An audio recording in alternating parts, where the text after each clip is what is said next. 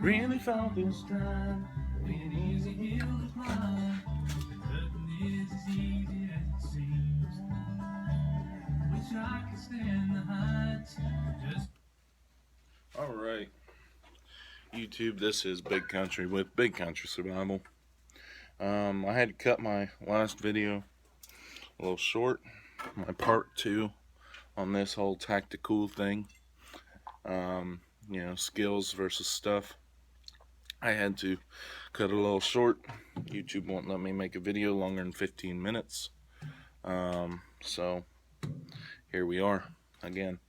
As I was saying in the last video, pharmacists, like my grandmother was a pharmacist. She actually graduated high school at like 16 and went to college. Or no, she graduated at 15, went to college at 16. And from the time that she was like 4 years old, she was playing pharmacist. She wanted to be a pharmacist. But anyhow, her books, right now, I'll be honest, the pharmacists, yeah, they know stuff about the drug, but they're not making them, right? When she was a pharmacist, they would actually make the pills. They would make the drugs, and they would use a lot of natural ingredients. What is aspirin? Aspirin's basically willow bark.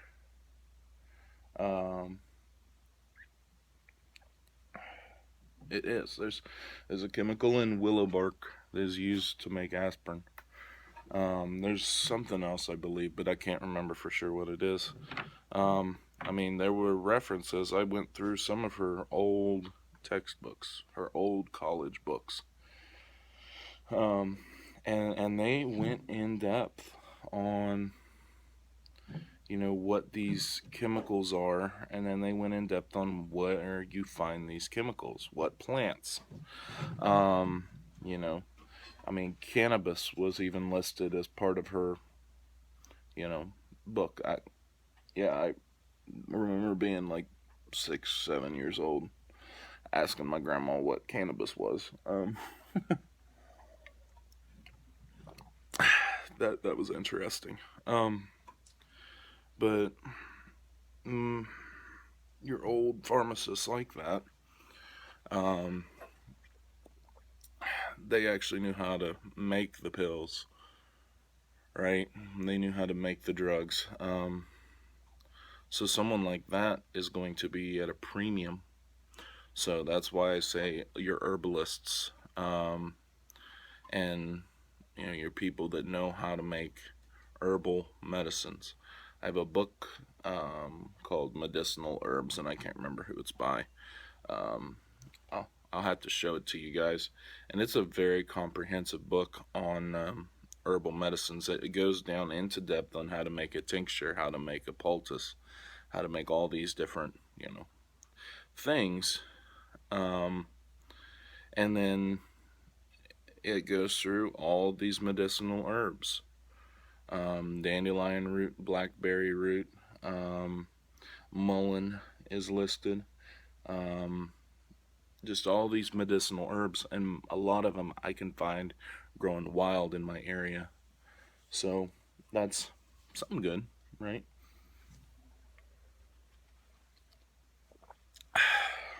I'm out of coffee. So anyway, I'll have to show you guys that book if you are interested. I'll bring it out.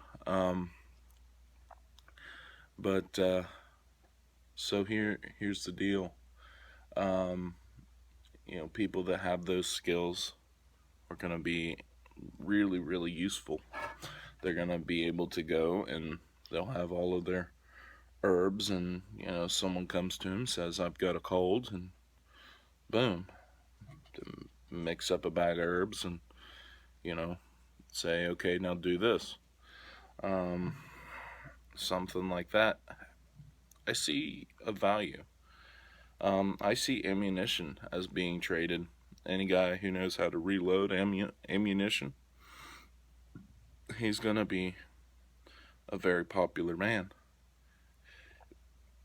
Anybody that knows how actually has done and knows how to make black powder, gunpowder. Anyone who actually knows how to do that, because I think, um, eventually, unless manufacturing gets back on top, I see us reverting in some way back in some form, fashion, reverting back to black powder firearms.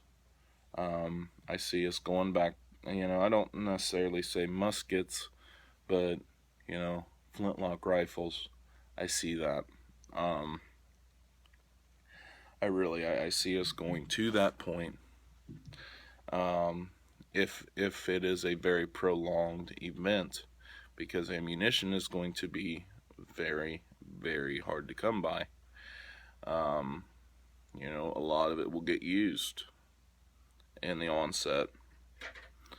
Um, and you're going to use it to a point for yourself that you are not going to want to use it if you don't have to. Like, I see a guy with freaking Glock on his hip, or a 1911, and he's carrying a flintlock rifle, an old Kentucky rifle, or he's carrying a bow. I see something like that going on because, hey, I can make a bow. I can make more arrows. I can't make ammunition.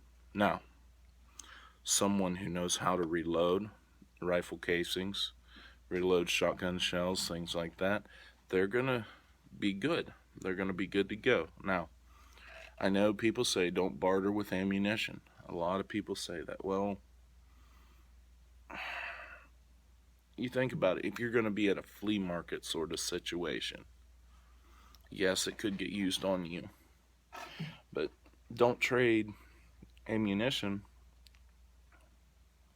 where you sleep. It's pretty simple. Don't do that. And don't trade it with some shady looking character. I mean, it's really, I don't see a major issue. If you need to trade ammunition, trade ammunition. If you know how to reload ammunition, then reload ammunition. Say someone brings in rifle brass, and you say, okay, well, I'll reload all this. I'll be back, be back in a couple of days with it all reloaded, and I'll do it for this. I see something like that happening. So those are my thoughts on this. Your skill sets, figure out what you're going to be good at, concentrate heavily on them, practice them. I mean, I know foreman, okay, but I will be honest, I'm probably not to the point. I'm going to be able to grow enough for my family and maybe a little extra. Nothing beyond personal use. What I can do is metalworking. Okay, so I can do that. I can be a laborer. Alright, and I don't really want to be a laborer. No one wants to be a laborer. But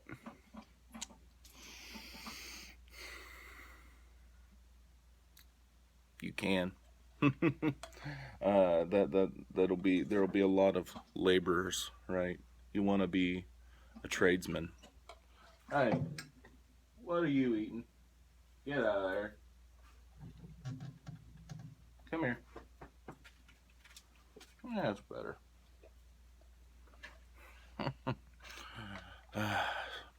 I still have the dog with me.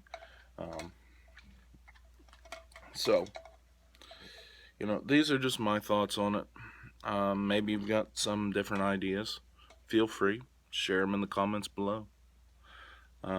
This is Big Country with Big Country Survival. Tell the ones you love that you love them every day. God bless. I'm out.